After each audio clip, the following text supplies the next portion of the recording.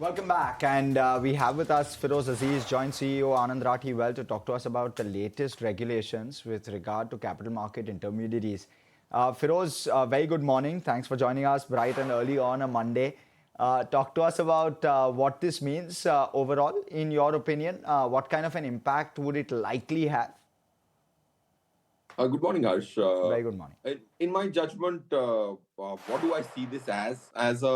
As another step in the direction of looking at a lesser trading platform as an Indian capital market and promoting more long-term investing as against short-term investing.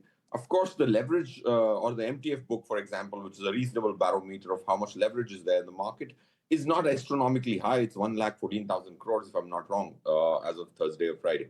So 1,14,000 crores of MTF book, which is almost like 3-4% more than the mean of the last 1 year. So I don't know where the worry comes from, point one. But yeah, I think the whole narrative that India promotes investing as against trading or speculation, unlike the US, seems to be playing out. If you look at the US margin funding book, if the last I saw, December end was $1.117 trillion, which is more than a crores in Indian rupees, which is 100 times more than the Indian market, in spite of having levered ETFs, so many innovative products, using vehicles of equity to prop up crypto, holding companies of equity which are only holding. So US promotes speculative behavior from 1929, and India fears risk. So that's the sum and substance of the macro picture of the current regulatory change. Firoz, help us analyze what does it do for brokers at their end? The impact on the proprietary trading liquidity, operational ROE, capital blockage. Assess the impact for us. I think the whole bit that 100% collateral to bank guarantees will have an impact.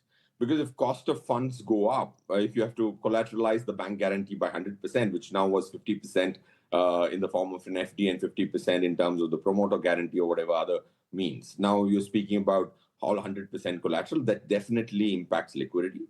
Will brokers want to raise more money as equity capital or tier 2 capital, perpetual bonds, whatever they're entitled to? Will that happen? The answer is yes. That's the high ticket item in my judgment. The second impact on profitability, my judgment, is the 25% of hard cash being left. So that's I think quite detrimental, because that impacts profitability. I'm not too worried about equity collateral haircut going to 60%. As against 80-90 where it stands today, because that brings in even additional cushion. So I think there will be an impact to cost of funds, but will brokers be able to arrange for funds? The answer is yes, because is it profitable to lend to a retail guy in the MTF side 11, 12, 13%? It will still remain profitable. Will the margin marginally reduce? That's my informed guess, I would say. Firoz, how do you see this move for wealth managers? It seems that it also gives you an opportunity to come out with structured products, structured lending products actually for many of the clients now. See, I, as a wealth management outfit, don't do any structured lending. Any risk you have to take, in my judgment, is always supposed to be equity. This whole 100 basis points, 200 basis points by venturing into fancy debt will blow up some days, my belief. And structured credit to HNI, when banks don't lend, is why somebody goes to NBFCs. If NBFCs don't lend, they go to HNIs directly.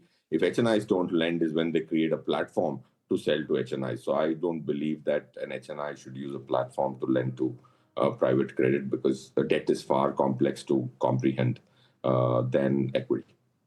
How do you see the fact that RBI seems to have increased the cap for IPO financing or FPO financing to nearly a crore now?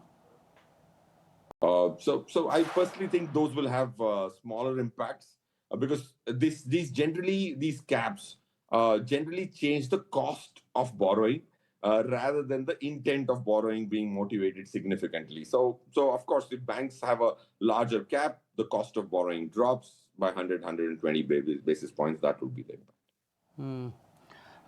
From a proprietary book point of view, the restrictions, as you said, it will require more capital there. Do you think that you will see more, many of them may now tap the capital markets to raise funds? And how do you see this entire thing panning out going into April 1st when this entire regulations comes into effect? Are you going to see some kind of unwinding of some of the positions? See, I think prop positions in the cash market. I don't know how many brokers run that. Derivative algo positions props run, but I think Indian brokers don't do too much of that. Is my belief after having spoken to some senior CXO levels in different large broking. So point I'm trying to get to is prop trading, lesser the better for a country, because it chops the tail. It chops the tails, creates systemic risks to a broker. So I think I see that move as very good for the volatility reduction of the equity markets. Whenever you reduce leverage, okay, there is a short-term pain, but the kind of volatility decrease, if you look at the standard deviation of India, throws up for the last 3 years in calendar year basis, lesser volatility than S&P 500. In spite of having 500 stocks, S&P throws up significantly, almost 700 bips more standard deviation. If you put it on an Excel sheet, of course, perception says equity India is more riskier than the US, but Excel sheet will tell you just the opposite. The realized volatility in 2025, which was supposedly a very risky year, is 12.8% standard deviation for Nifty on a closed basis. So what I'm trying to get to is prop trading being kept under check is always good. Reduces the tails of any FOMO-driven rally or a fear-driven correction. It controls the tail, reduces systemic volatility in the largest index, and I'm so happy that the realized volatilities are at 13, and they have just been gradually going down. If someone were to arrange in the descending order of volatility calendar year-wise, you would see that it's also chronological with respect to time. That means the trend is very clear, and that's what this one systemic move of prop trading being curtailed indirectly could result in a further drop in the standard deviation of Nifty on a closing basis.